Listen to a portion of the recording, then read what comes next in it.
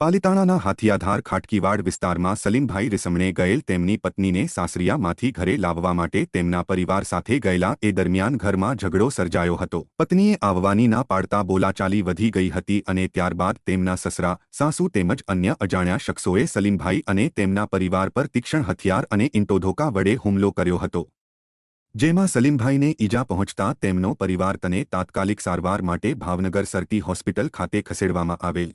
બનાવના પગલે હોસ્પિટલ ચોકી દ્વારા ગુનો નોંધી લેવામાં આવ્યો છે અને પોલીસે આગળની કાર્યવાહી હાથ ધરી છે। શેખ સલીમભાઈ કનીભાઈ।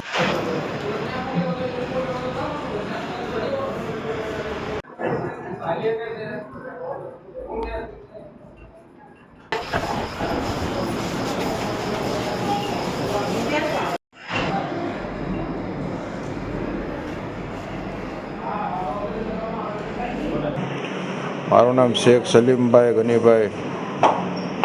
હું વર્તેજ રહું છું। પાલિતાણા મારી વહુ હતી અને તેડવા ગયા હતા અમે આખું પરિવાર, મારા બંને બેન બધા સાથે ત્યાં તેડવા ગયા હતા। ત્યાં મારા સસરા હુસેનભાઈ આવી એના ઘરે નહોતા, પહેલાં અમે સમજાવી મારી વહુને તો એ ન માની।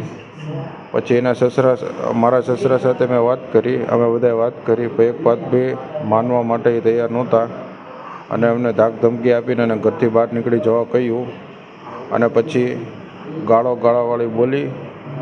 પછી અચાનક જ તે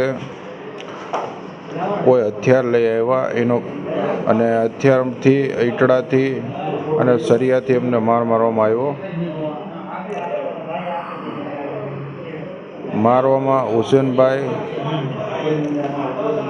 તરકવાડિયા બંબૈયા, મેરુનબેન હુસેનભાઈ બંબૈયા,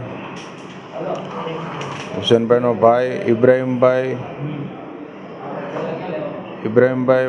બીજા કેટલા લોકો હતા અને બે અન્ય વ્યક્તિ હતા જે તલવારો, હથિયારો વડે, ઘાતક હથિયારો વડે અમારા આખા પરિવાર ઉપર મારવા માટે સવાર થઈ ગયા હતા।